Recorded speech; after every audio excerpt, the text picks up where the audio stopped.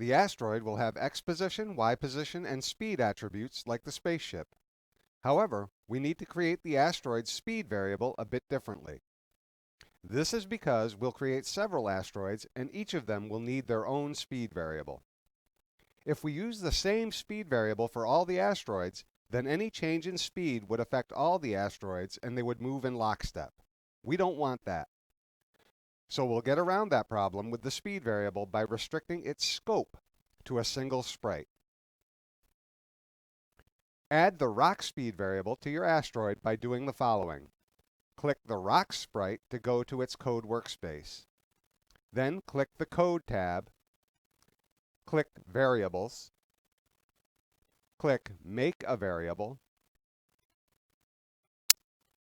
enter rock speed in the variable name box, and click For this sprite only. Then click OK. This creates the rock speed variable.